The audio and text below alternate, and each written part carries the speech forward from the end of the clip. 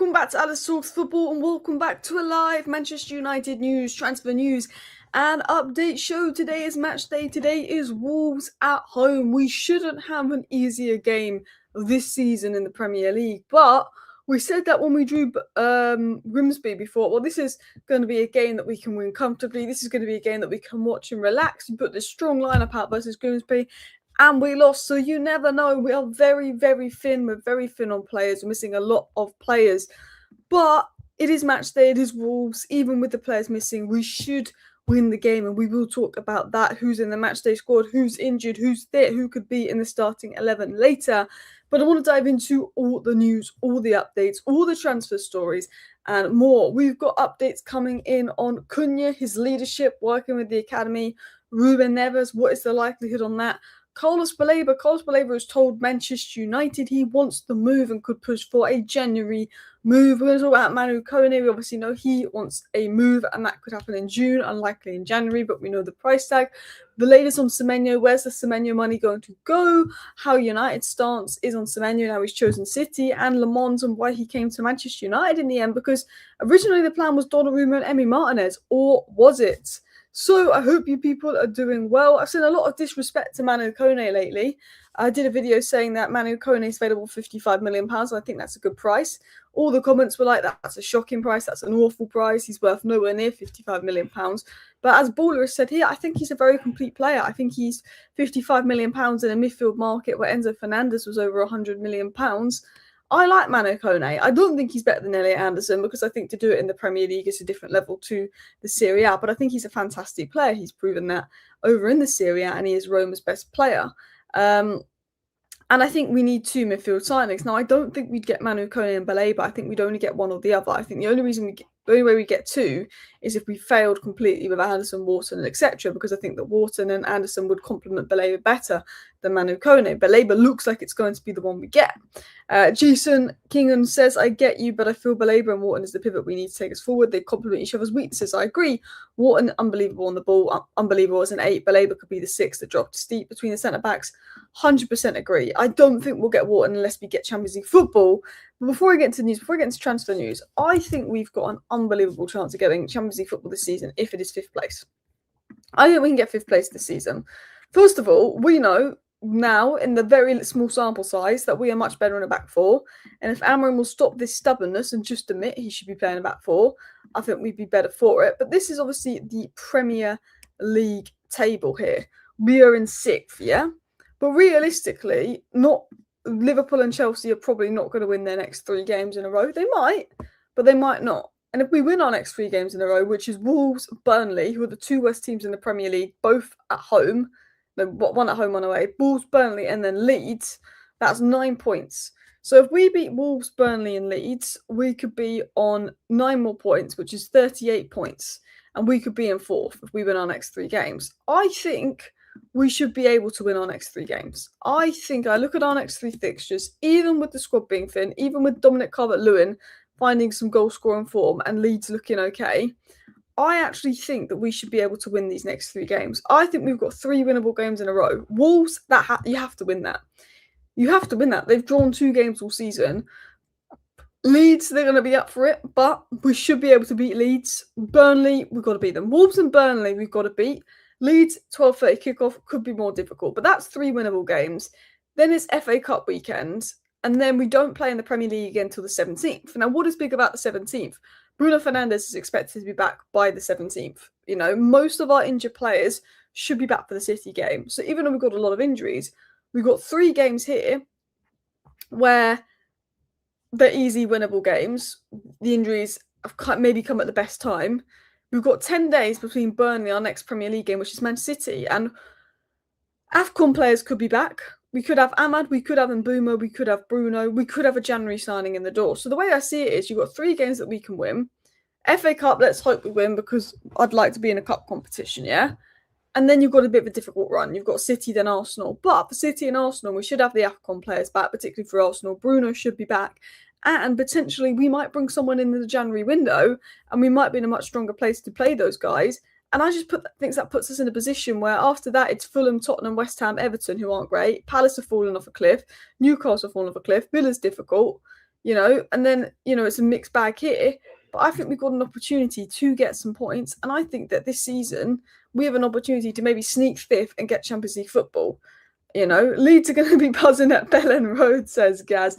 I mean, this is Leeds' biggest game of the last century. Leeds. I loved how Leeds waited so long to play us, and then McTominay scored 2 goals within 2 minutes a couple of years ago when they first came up.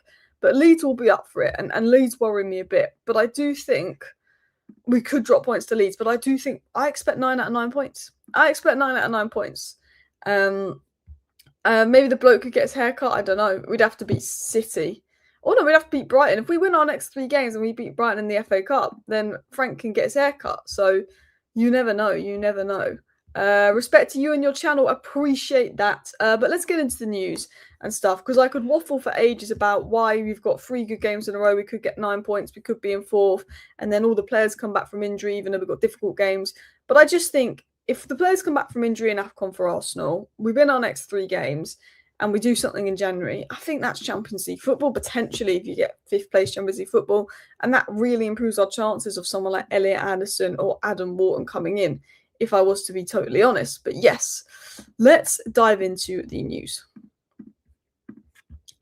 So let's talk about Kone to begin with, but I do want to get into the Baleba stuff. Academy players who have stepped into the first team sessions raved privately about Matheus Kone for helping them settle in. There's sort of this misconception that Matheus Kone has an attitude problem, this and that. And I remember talking about it in the summer. And for me, Matheus Kone is one of my favourite players in terms of, I think he's got that personality to play for Man United. I think he's got that attitude to play for Man United. He's got a little bit of what Bruno Fernandes has got in him. And I always said the way to replace Bruno Fernandes would be through 2 players. I think the best way you can replace Bruno Fernandes would be through someone like Kone, who can be a bit selfish, but wants to do it all himself, wants to win games by himself, has that mentality, and then maybe Adam Wharton. I think, Cole Palmer's maybe got a bit of a Bruno replacement, but he's maybe lacks the mentality. But I think if Matheus Kone and Adam Wharton are 2 players that kind of would bring elements of what Bruno would bring. Bruno's irreplaceable. No one's going to bring what Bruno brings. You look at the 10s coming to the Premier League, and they're just not the level of Bruno. Xavi Simons' Flooring Works have definitely improved, but they can't hit Bruno's level. What Bruno does is absolutely nuts.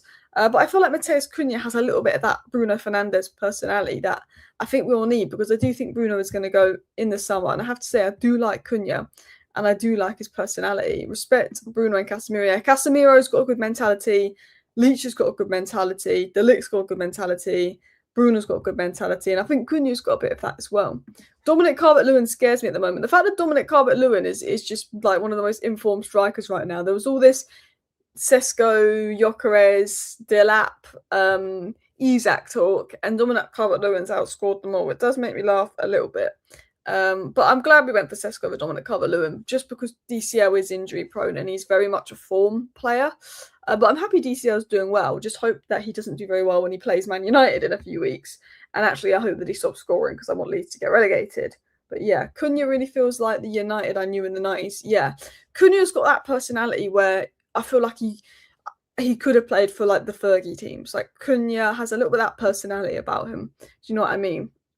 Neves is a Bruno replacement. I wouldn't say that. To replace Bruno is nuts. We'll probably do a video on that another day. I mean, Bruno Guimaraes is a good Bruno Fernandes replacement in terms of deeper. If you're playing Bruno in a deeper role, Bruno Guimaraes would be a good one, but he ain't going to leave Newcastle for us. Like, let's be honest, he loves Newcastle. Bruno Guimaraes has the Bruno Fernandes personality. Cole Palmer has the Bruno Fernandes output. We just need someone with Bruno's creativity, which is jerky. So it is really hard to replace Bruno. But I think that Kone has a little bit of that personality needed. I want to talk about Neves. What's the possibility of him coming in January? And then we're going to talk about the other January news. So it was said that United's stance is to only act in January on long-term targets, essentially accelerating summer deals, which is why I went for Semenyo, even though we'd rather get him in the summer. Elliot Anderson is the first choice in the summer, and then Adam Wharton and Baleba are also options, but unlikely to move mid-season. If we could get Elliot Anderson, Adam Wharton, Baleba, we would move for them in January. We don't know if we can get them in January, but Baleba is pushing. We're going to talk about that. Semenyo we would have taken. Basically, MJ Critchley, who's a very reliable journalist, works for The Athletic, went on Stretford Paddock and said he doesn't think we're going to get Ruben Neves, despite recent links, because United's plan is to only go for long-term targets, and Ruben Neves isn't a long-term target. Even though we need a midfielder more than the winger, the reason we're looking at Semenyo and not Neves is because Semenyo was a long-term target. And he said what everyone else has been saying, that Anderson, Wharton and Baleba are the long-term targets. Anderson is now the first choice. If we could go for one of them in January, we would. Now, Brighton, Baleba. Brighton haven't been having a great season. Baleba hasn't been playing great for Brighton. He's doing well at Cameroon. He's told Brighton he wants to leave. Could Brighton say, you know what, there's an opportunity to get a bit of money for Baleba here and invest in January and improve our season? I think there's a small possibility that you could get Baleba in the January window. The problem is, I think to get Baleba in the January window, we'd have to give Brighton 80, 90 million, which I think would be massively overpaying. It's a bit like how Chelsea paid 105 million to get Enzo in January when he would have probably been 60 in the summer. I think if Baleba continues being as crappy as he is for Brighton, he's going to be 60 in the summer. Do I want him for 60 in the summer if he's crap for Brighton all season? No. But Brighton might say, maybe we can get a bit more money for him now. Maybe he doesn't want to be here. There's no point keeping a player that doesn't want to be here and his head's not here. We could do with the money. And I think if United push for Baleba, it's possible. And this brings me back to what Ornstein did say when he was asked who he'd sign if he was managing Man United. And he said Carlos Baleba because they want him, but he wants them. Brighton don't want to let him go, but we'll see what the future holds. David Ornstein has said Baleba wants Man United. But David Ornstein has come out and said Baleba wants Man United, but Brighton don't want to let him go. Let's see what happens, David Ornstein said, but Baleba wants Man United. Baleba's told Man United he wants to move. Baleba's has told the club he wants to move. You know, Kone apparently wants to move. That's two players in midfield that would want a Man United move and would be willing to do it in January. But both the clubs are saying we're not selling these players till the summer. But we know that Carlos Baleba's told Man United he's open to a move. He wants a move. You know, United still want Baleba, despite his decent recent dip in form. He's told United pretty much he wants the move, because Romano said that Bayern Munich are monitoring him but believe his heart's set on United. Romano confirmed that Bayern have interest in Baleba but feel that Man United did too much work in the summer and he wants to stay in the Prem and he wants to go to United. United are expected to move in 2026 if Brighton are willing to sell. But Baleba has told Man United he wants to move. Baleba has told Brighton he wants to move. Baleba isn't playing well. Brighton want to probably invest a little bit in January. While Brighton is saying we don't want to sell, of course Brighton are going to say that. It benefits Brighton to keep coming out and saying we don't want to sell Baleba, because if they said they wanted to sell Baleba because he's been poor, Man United could just go in and put a pathetic bid in. Man United could just go in if they wanted and put a pathetic bid in for Baleba, but United aren't going to do that. United aren't going to go in for Baleba and put a pathetic bid in because Brighton are pretending they want to keep him. I know that Brighton aren't happy with Baleba's form, and I know if that Man United hit a certain price in January, I think Brighton would sell. I think Brighton is saying we won't sell him in January, we won't sell him in the summer, because Brighton knew that if they were willing to sell Carlos Baleba in the summer, they could have got 90 million for him. Brighton know in the summer they could have got 90 million for Baleba, they said no, and now Baleba's been poor, they know they're probably not going to get more than 70 million for him. So they don't want to take that 20 million loss. So Brighton are going to go into January and Brighton are going to go into next summer saying Baleba is not for sale, he's untouchable, because they want to try and get the 90 million they probably would have got from Man United in the summer next year. So if Baleba has a poor year, United aren't spending 90 million for him in the summer. But Brighton want to make sure they don't lose out the money they could have got the year before by not selling him, by saying he's not for sale, to make Man United overpay. Brighton aren't going to tell Man United, yeah, come get Baleba, we want to sell Baleba. Brighton might want to sell Baleba. Brighton might be fed up with Baleba right now, but they're going to act like they don't want to sell Baleba so they can get as much money out of Man United as possible. That's how they got so much money for Cucurella and players in the past. That's how Brighton works. And look, I think that Baleba would do well here. I know he's been poor for Brighton this season, but he did well for Cameroon at AFCON. He suits the system we're playing. He can drop deep between the centre-backs. He's what Ruben Amorim needs. I think Brighton would do well at Man United. It is worrying how distracted he's been, how poor he's been this season. Does he have the mentality to play for Man United? But his dipping in form could save us 20 million, but I need his form to get back up. Because it does worry me going for Baleba with his dip in form. Has he got the mentality to play for Man United? But yeah, I think that Brighton are definitely a lot more willing to sell Baleba than they want to. I think the fact that Baleba's told Man United he wants to move, he's told Brighton he wants to go, I think Brighton could sell Baleba in January. I think if we tested them with a 60 million bid, they'll reject that. But if we work it up to 70 million, I generally think they could accept that.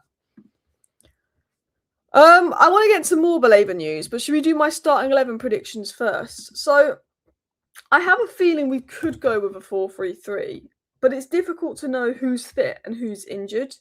We've sort of been doing more of a 4-4-2 when I'm trying to think more about what we've been doing. I feel like it has been more of a 4-4-2 diamond necessarily than the 4-3-3. Bear with me, guys. I'm going to share my screen, but there's loads of adverts coming up on my screen. And I'm just trying to clear the adverts off my screen. It's kind of been more, I almost feel like it's kind of been more of a 4-4-2 lately than a 4-2-3-1. Or is that just me? So I think that we will have Delo right back, Shaw left back, and it's going to be Leacher and Heaven. I think it's going to be this again. Leacher, Heaven. I think it's going to be a bit more like this. And then I think Le Mans will be in goal. I think it will be Agate and Casemiro because who else is going to play? Agate, Casemiro. But then this is where it gets interesting because it's like, well, is Mount fit? I don't know. I feel like it's Cunha, Sesko. I always feel like they're a front two right now with sort of Dorgu and Mount here. Now, it would make more sense, I guess, to have... I feel like we're almost playing a bit more of a 4-2.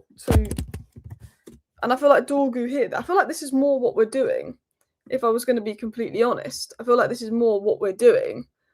But I guess it would make more sense if it was more Mount in the 10, Cunha to the left, because Mount and Cunha can swap. I think we might see something like this. He might go with a 5 at the back. But I felt that this works better.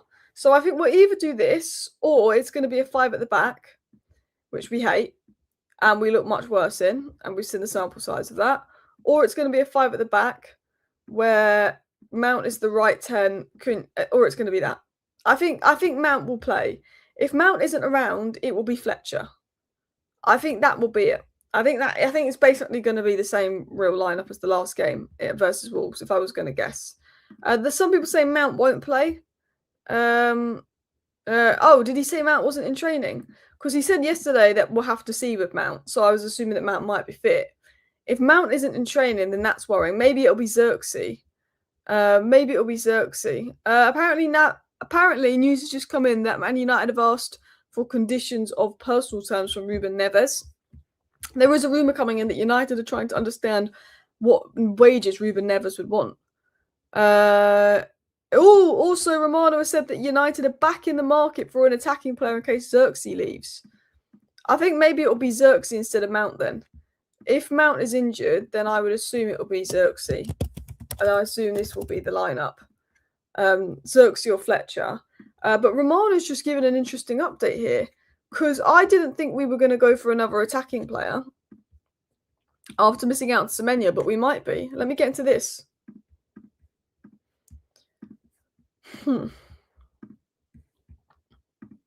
Man United are back in the market for an attacking player in the case that Xerxes could leave. Now, we've been linked to Yan Diamonde. I don't think he's quite ready. Obviously, Semenya is what we want. I mean, for me, I just look at it and say Njai.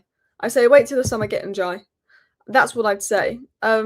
Look, if Xerxes does go, potentially we could bring another attacker in, but I don't think it's the end of the world. If Sesko, Mount, and Bumo, Ahmed, Cunha all stay fit, it's not the end of the world, not replacing Xerxes.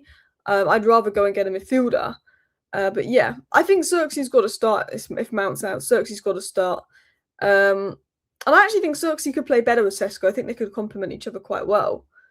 But, like, who's going to replace Xerxes? That's the thing. I don't want Xerxes out, Yan Diamonde in. I think to replace Xerxes, I will go with Njai because Amaran sees Xerxes more of a 10 than a 9.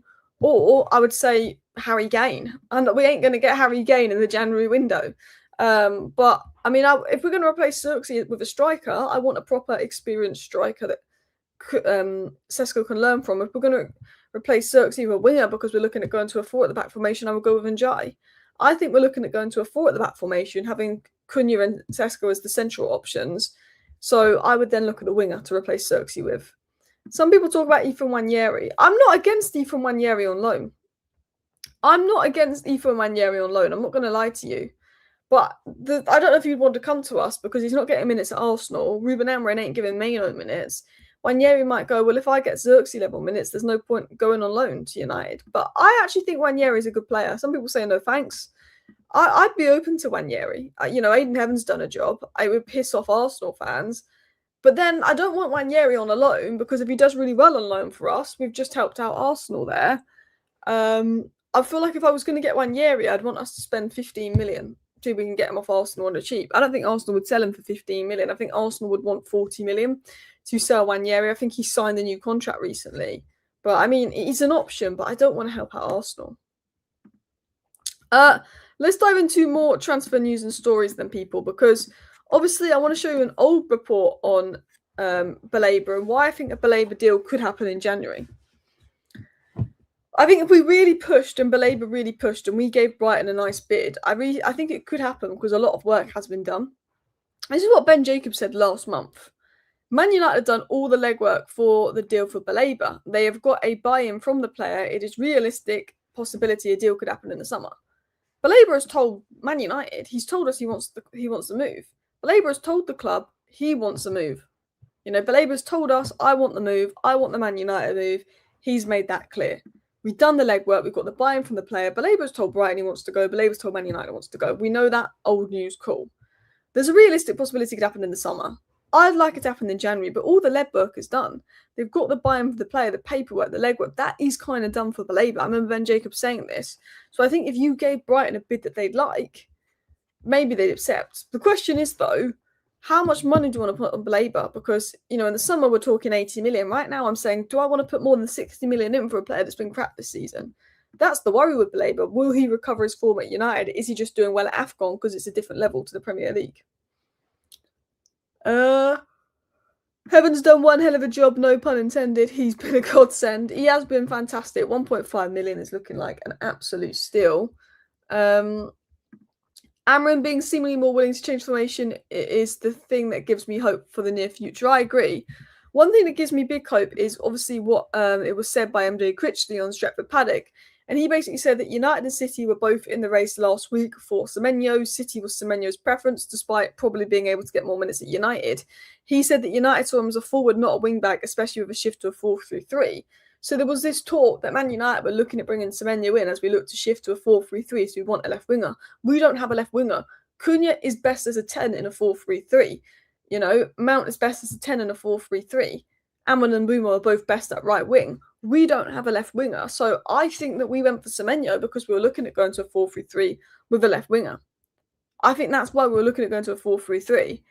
So there is suggestions that Amrin is finally accepting that his style and his formation, and Amrin's basically stubbornly accepting that actually what the fans have been telling him to do for months might be right. If Ruben Amorim changes to a 4-3-3, adapts his system, and we start getting results, I'll be Amorim in. Because I'm liking what I see in this back four. As soon as we go to back five, it's worse.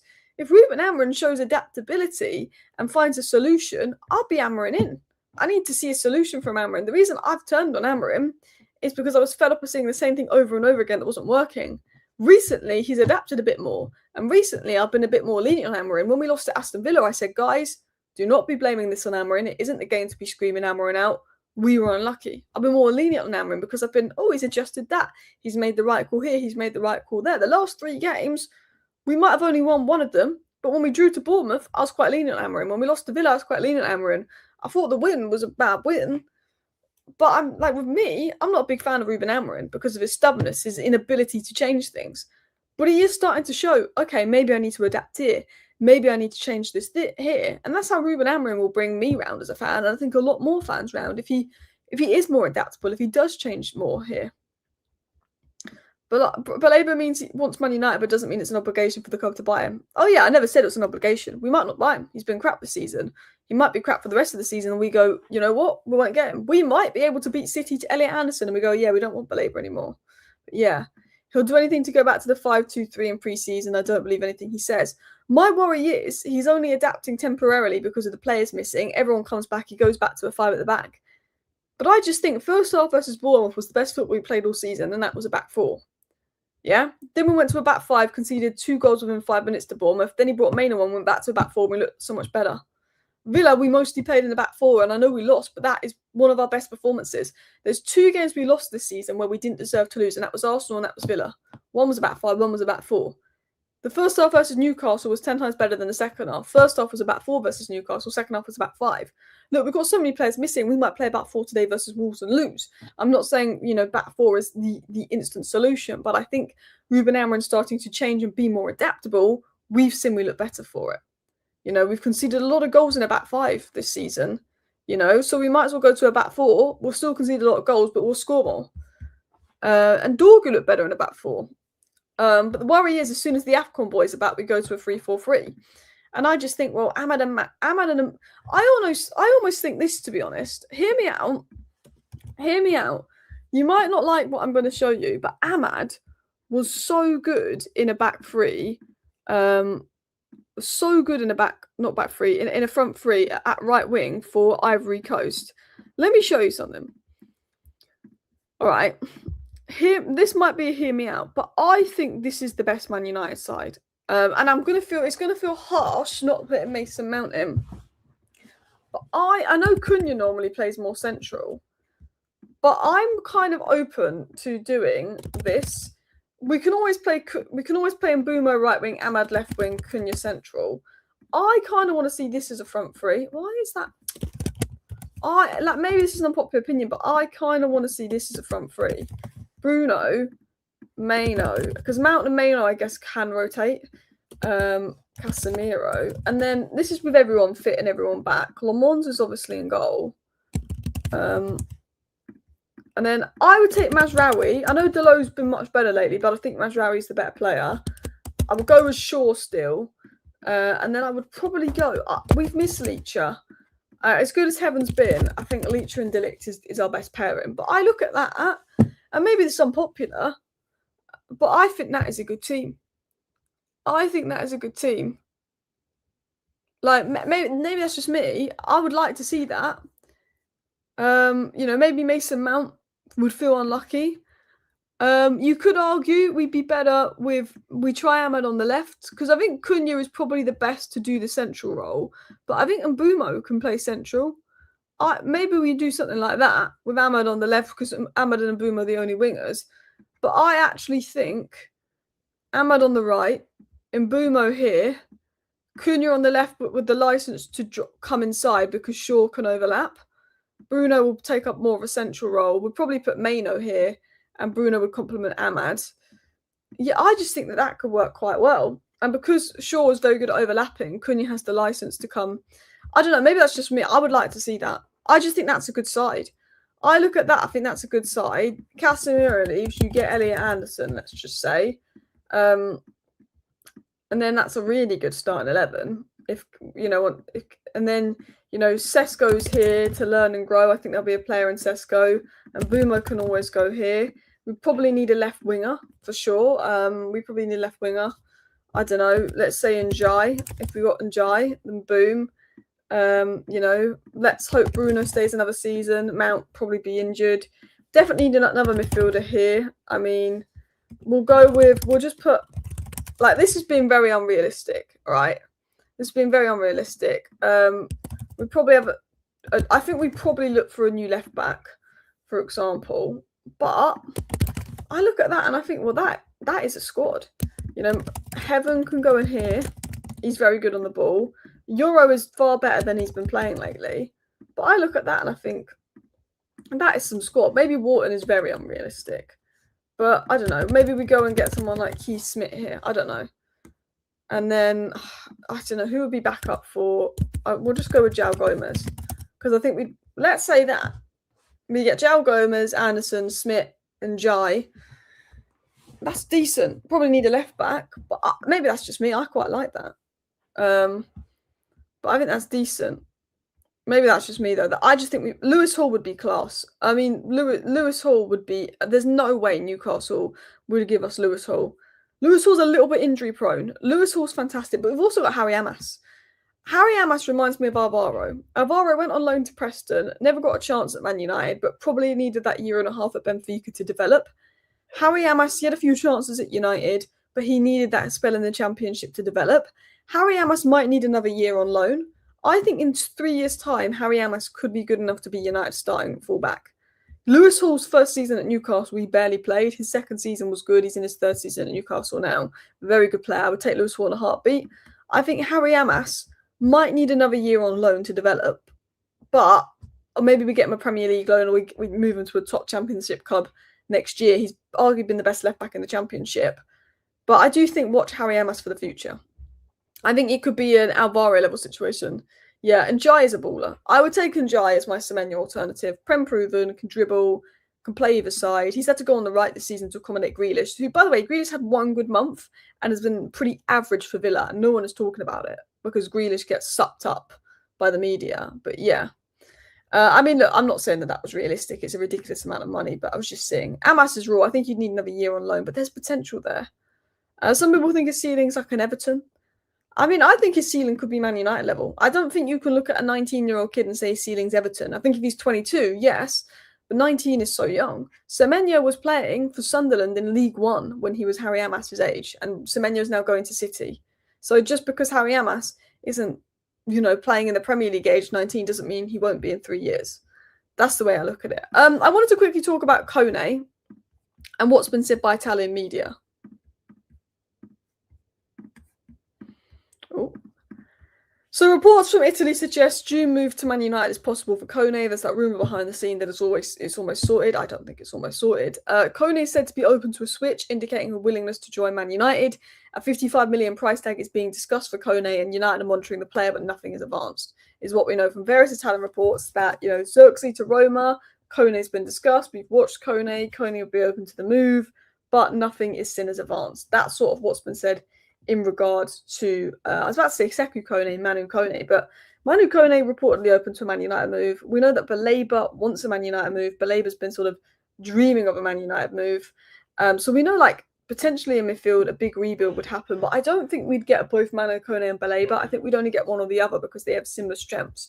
But I would be open to both. I do think we should push for Manu Kone if we can get him in the January window, but he is probably the best player at Roma, so it'd be hard to get. Yan Diamonde apparently is not available in January.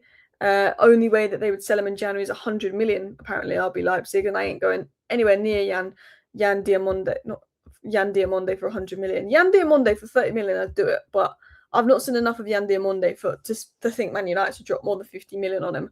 I'd rather us drop 60 million on Njai than 60 million on Yan Diamonde in the summer. I'll say that now. I think we've seen with Cunha and Mbumo, Prem proven is great.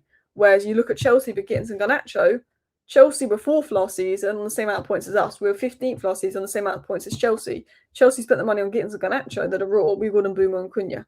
It made a huge difference. That's why I'd rather go for someone like Njai. Anyway, people, shall I wrap up the live show here? Because I will be back with a video tonight. Hopefully with a win over Wolves. Hopefully us climbing the table. But you can never be too confident. Camavinga would be unreal. But anyway, thank you for watching. Bye.